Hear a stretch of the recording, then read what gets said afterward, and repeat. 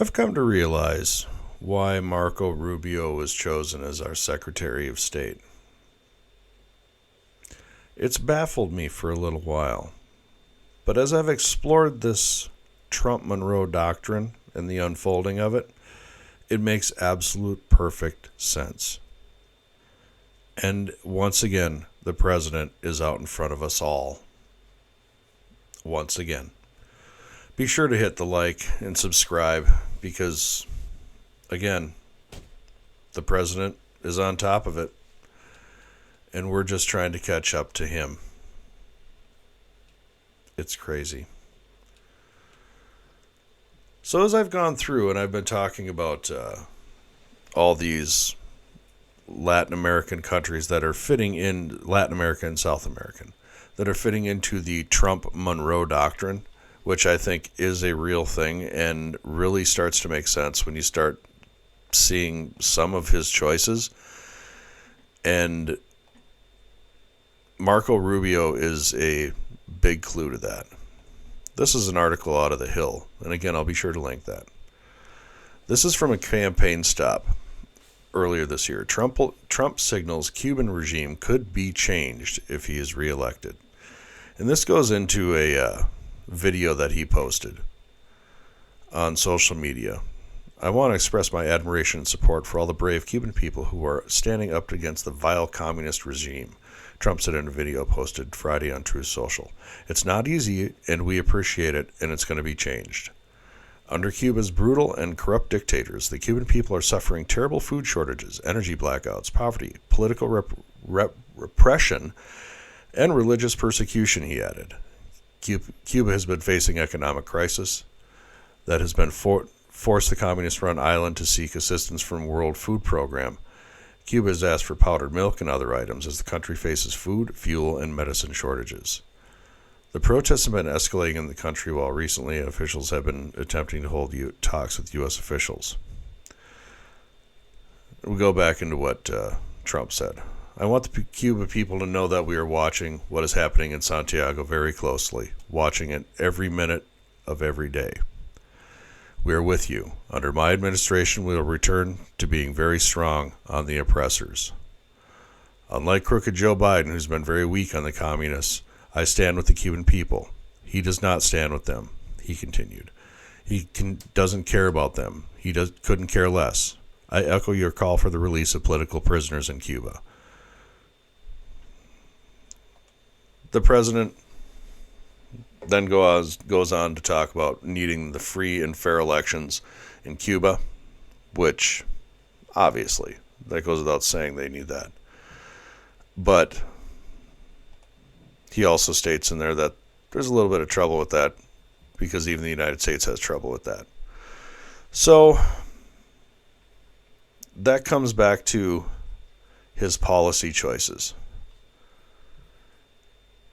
I think, like I said, the Trump-Monroe Doctrine is clearly, in my opinion, taking shape. What's taking shape is a Western Hemispheric bloc. And he is pushing Canada into that as well as Mexico. With previous videos I put out, I've gone into that. With Canada hit by blackouts, Cuba's tourism industry now braces for Trump. And this goes into the economic challenges faced by the Cubans currently and their dependence on Canadians who come down and enjoy summer, while enjoy winter in a place that isn't Canada. As a Minnesotan, I can completely sympathize.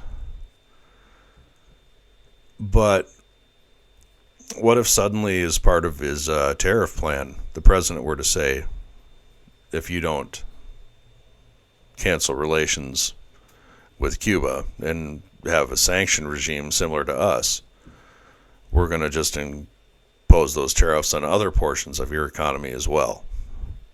How about your tourist economy? The president could utilize many different tools to do this. But it works into that whole hemispheric thing that I'm talking about. Cuba can now be linked with Canada, which is linked with Mexico, which is an entire hemispheric strategy. And when you're dealing with Cuba, one of the things that clearly Trump is taking into account is the Cuban population in the south of Florida.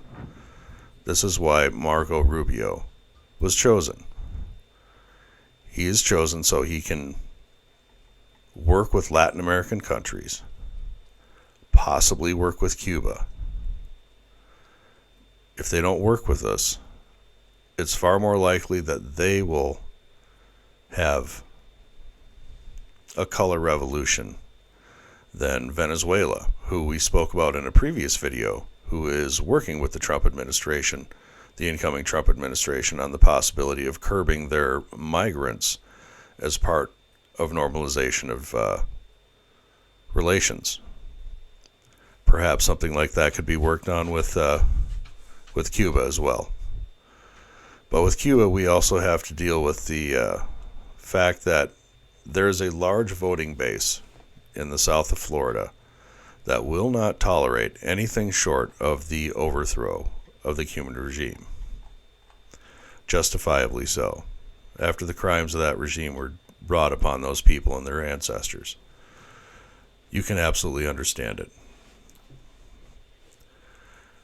But this is another article that I have here that goes into,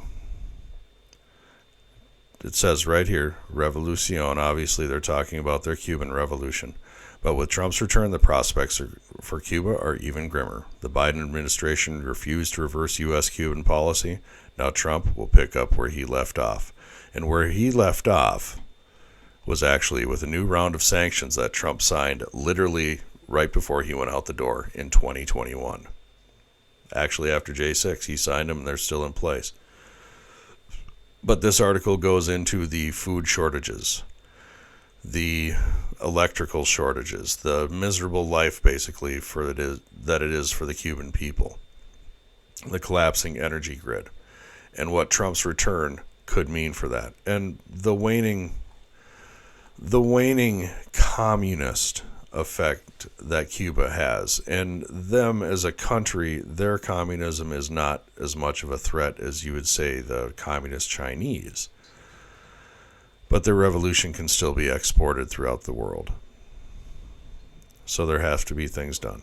And things will be done. And I'm sure the president is going to make the right steps to it. But that brings us to Marco Rubio. Marco Rubio is clearly chosen not because of his acumen when it comes to China or Russia, which he will do just fine there. He'll do just fine. His diplomatic abilities are fine. But his specialty is going to come in Latin America and South America, and the reintroduction of the Trump-Monroe Doctrine, which clearly Trump has been thinking about for a while. If you look at all of his comments regarding all of these countries and all of the actions he wants to take, he is clearly thinking of a Trump-Monroe Doctrine for the Western Hemisphere. For the Western Hemisphere. Venezuela, Mexico, Cuba, Panama. Don't be surprised if you start hearing other things in this area. I don't think that he'll allow Guyana to lose part of its territory to Venezuela. I wouldn't be surprised if there was some kind of intervention or something to happen there very quickly. I would look forward to hearing the president's statements on that soon. I would expect to see Secretary of State Marco Rubio's one of his first visits to be Venezuela, Colombia, Brazil, down there. Possibly Cuban officials outside of Cuba, in Mexico or something like that. Perhaps a trip to Cuba. The Trump-Monroe Doctrine. Watch it evolve over the next 4 years. And if J.D. Vance gets into the office, we're going to have a Trump-Monroe Doctrine that's been built over 8 years, perhaps even longer, that will solidify the Western Hemisphere as an American and Western Hemisphere. As far as the East, China, Russia, well, that's another matter. And that's another video for another time. But for now, that's all I got regarding Cuba. and the expansion of the Monroe Doctrine. I do appreciate you, and I thank you for stopping by.